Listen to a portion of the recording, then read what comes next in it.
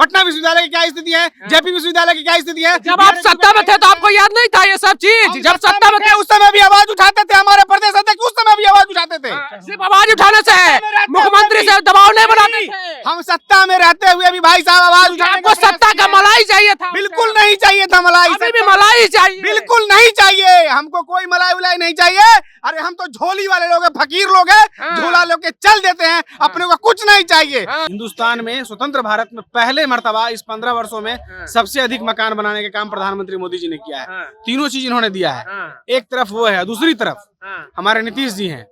रोटी के नाम पे लाठी मिलता है, शिक्षा के नाम पे विद्यार्थियों को जेल में ठूसने का प्रयास किया जाता है, विद्यार्थियों का सर फोड़ा जाता है, लोगों को आंदोलन कर लोगों को जो है नक्सल और आतंकवादी बनने के लिए उसको प्रेरित किया जाता है।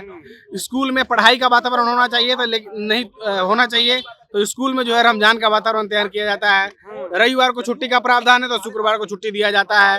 देश के छात्रों से जाके बिहार के छात्रों से पूछिए क्या स्थिति है। देश के छात्रों से पूछे तो लफड़ा हो जाएगा। बिहार के छात्रों से पूछिए क्या स्थिति है। तेजस्वी जी कहते थे कि हम सत्ता में आएंगे तो एक कलम से 10 लाख की नौकरी दे 10 लाख लोगों को नौकरी देंगे, तो कहाँ गया इस मुद्दा। अच्छा, ये स्थिति कब पैदा हुई? जब आप लोग सत्ता में थे मुख्यमंत्री के साथ, तो उस समय ये स्थिति था कि नहीं?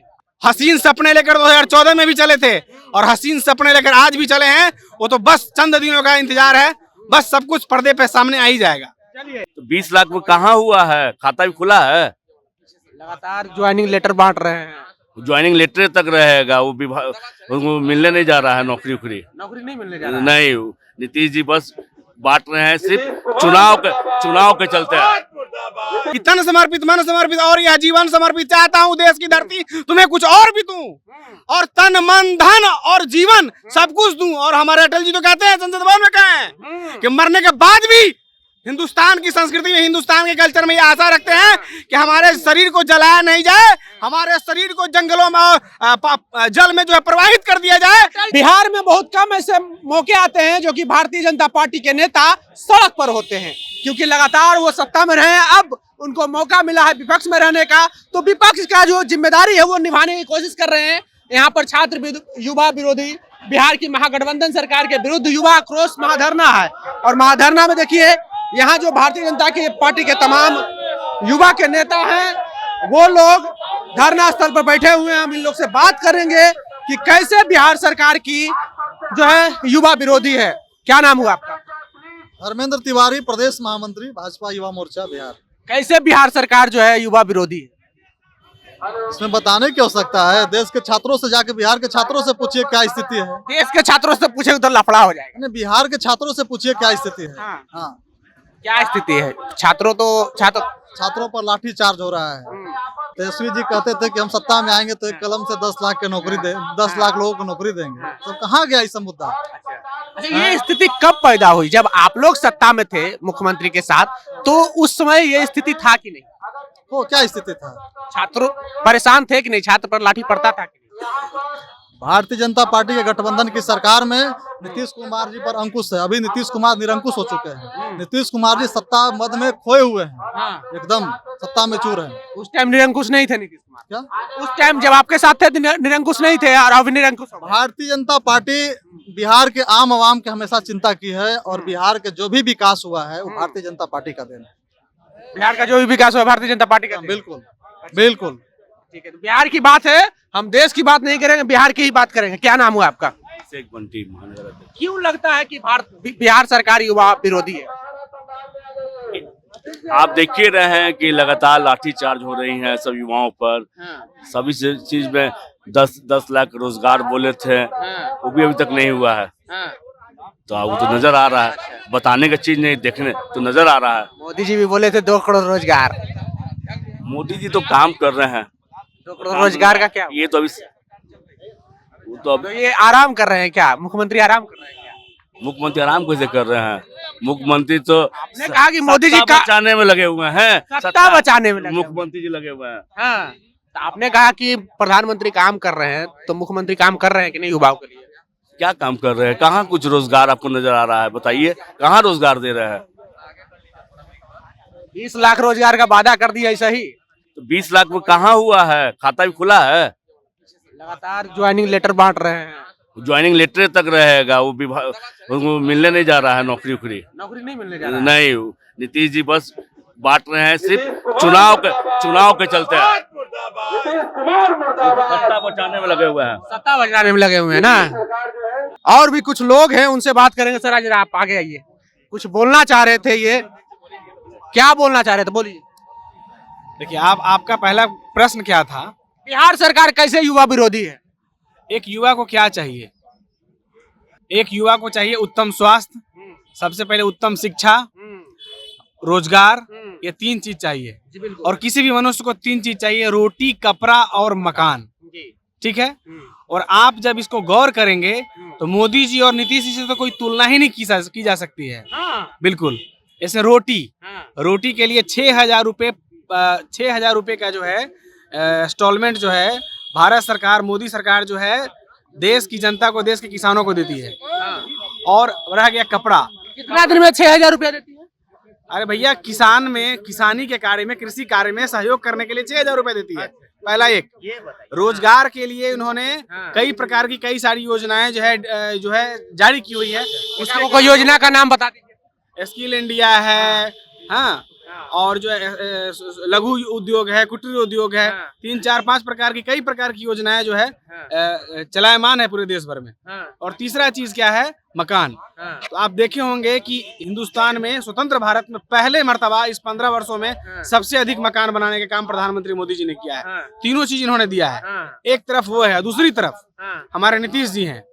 रोटी के नाम पे लाठी मिलता है, शिक्षा के नाम पे विद्यार्थियों को जेल में ठूसने का प्रयास किया जाता है, विद्यार्थियों का सर फोड़ा जाता है, लोगों को लोगों को जो है नक्सल और आतंकवादी बनने के लिए उसको प्रेरित किया जाता है। स्कूल में पढ़ाई का वातावरण होना चाहिए तो नहीं होना चाहिए, तो स्कूल में जो है रमजान का वातावरण तैयार किया जाता है। रविवार को छुट्टी का प्रावधान है तो शुक्रवार को छुट्टी दिया जाता है। इसके बारे में आपको जानकारी है? रविवार और शुक्रवार को क्यों छुट्टी के प्रावधान है? क्या प्रावधान है आपको पूर्ण जानकारी है? हाँ बिल्कुल, बताइए जरा, क्या जानकारी है आपको? हमारे यहाँ, हमारे बिहार में हमारे जो शिक्षा व्यवस्था है उसमें जो है रविवार को सार्वजनिक अवकाश की जो है घोषणा तय की हुई है। हाँ, और उसी के दृष्टिकोण से जो है रविवार को सरकारी घोषणा जो है, सरकारी छुट्टी जो है मिलती है। परंतु एक नई नियमावली बनाकर, सब लोग जानते हैं कि विद्यालय इकाई स्वतंत्र इकाई होती है, परंतु जिस विद्यालय में अल्पसंख्यक लोगों की संख्या कम है, उस विद्यालय में भी जबरदस्ती दबाव बनाकर शुक्रवार को छुट्टी देना ये कहीं से उचित नहीं है। कहाँ पर छुट्टी दिया गया है, बताइए? दिया गया है किशनगंज के फारबिसगंज में कई मुस्लिम बहुल आबादी नहीं, मुस्लिम बहुल आबादी नहीं है। अच्छा, आपको छुट्टी से दिक्कत है या फिर जो दबाव बना कर? शिक्षा व्यवस्था नहीं है ना। देखिए, मगध विश्वविद्यालय की क्या स्थिति है, पटना विश्वविद्यालय की क्या स्थिति है, जेपी विश्वविद्यालय की क्या स्थिति है। जब आप सत्ता में थे तो आपको याद नहीं था ये सब चीज? जब सत्ता में थे उस समय भी आवाज उठाते थे, हमारे प्रदेश अध्यक्ष उस समय भी आवाज उठाते थे।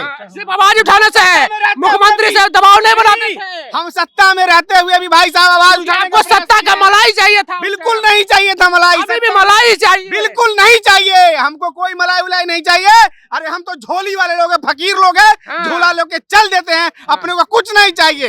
इस धरती के लिए जिए, इस धरती के लिए मरे हैं। जिम्मेदार व्यक्ति है, कभी ऐसा नहीं बोलेगा कि हम लोग फकीर आदमी झोला उठा के चल जाएंगे। झोला उठा के वो भागता है जो गैर जिम्मेदाराना लोग होते हैं। नहीं भाई साहब, ऐसा है ना कि तेरा तुझको अर्पण, क्या लागू मेरा कुछ नहीं है, सब देश का है। और इस देश के लिए सब कुछ सर्वस्व, सब कुछ न्यौछावर है। इसलिए सारे संपत्ति को हमने बचपन में पढ़ा था कि तन समर्पित, मन समर्पित और यह जीवन समर्पित, चाहता हूँ देश की धरती तुम्हें कुछ और भी दूं, और तन मन धन और जीवन सब कुछ दूं। और हमारे अटल जी तो कहते हैं, संसद भवन में कहे हैं कि मरने के बाद भी हिंदुस्तान की संस्कृति में, हिंदुस्तान के कल्चर में ये आशा रखते हैं कि हमारे शरीर को जलाया नहीं जाए, हमारे शरीर को जंगलों में और जल में जो है प्रवाहित कर दिया जाए। अटल जी का नाम ले, सुन लीजिए अटल जी का नाम ले रहे हैं। अटल जी का पूरी बात सुनिए, पहले पूरी बात सुनिए ना। मरने के बाद भी हम ये आशा करते हैं कि हमारे शरीर को जल में प्रवाहित करवा दिया जाए, ताकि हमारे शरीर के टुकड़ों को खाकर मछली और जीव जंतु भी तृप्ति को प्राप्त करे। हम तो इस विचारधारा के मानने वाले लोग हैं। अटल जी का नाम ले रहे हैं, अटल जी के बताए हुए रास्ते पे चल रहे हैं आप लोग? बिल्कुल चल रहे हैं, तभी तो इस भ्रष्टाचारी सरकार को लात मार दी हम लोग, तभी तो हट गए। मारे कि वो मारे? अरे भैया वो तो पलटू राम है ना, उनका तो आधा था पलट जाना। लेकिन बेसिक बात ये है भाई साहब कि आज का जो विषय है, आज का विषय है युवा आक्रोश महाधरना। जो आज का विषय बिल्कुल अलग है और ये सब लोग देख रहे हैं। जैसे हमारे महामंत्री आदरणीय धर्मेंद्र तिवारी जी ने बताया, अभिषेक पंडित जी ने बताया, पूरी बात इन्होंने बता ही दी है, इसमें अलग से कहने की कोई आवश्यकता नहीं है। और इतना ही कहना चाहते हैं कि ये नीतीश कुमार गूंगी, बहरी और अंधी सरकार जब जागेगी नहीं तब तक उसको छोड़ेंगे नहीं। इस सरकार को हम लोग जो है जगा के छोड़ेंगे। अच्छा, 2024 में जगा नहीं पाइएगा, साफ कर देंगे। 2024 में तो इनका सुफरा साफ हो जाएगा भाई साहब, सुफरा साफ हो जाएगा। क्या कर दिए? याद है ना 2014 हसीन सपने लेकर 2014 में भी चले थे और हसीन सपने लेकर आज भी चले हैं। वो तो बस चंद दिनों का इंतजार है, बस सब कुछ पर्दे पे सामने आ ही जाएगा। चलिए, तो भारतीय जनता पार्टी के युवा नेता हैं, वो युवाओं के लिए बिहार में धरना स्थल पर बैठे हैं और कहना है कि युवा विरोधी सरकार महागठबंधन को हटा फेंकेंगे और ये पलटू राम है नीतीश जी की। बहरहाल आपको हमारा बातचीत कैसा लगा, आप अपनी प्रतिक्रिया कमेंट बॉक्स में जरूर दें। अगर आप यूट्यूब चैनल पर देख रहे हैं तो चैनल को सब्सक्राइब कर ले, फेसबुक पेज पे देख रहे हैं तो पेज को लाइक कर ले। बहुत बहुत धन्यवाद।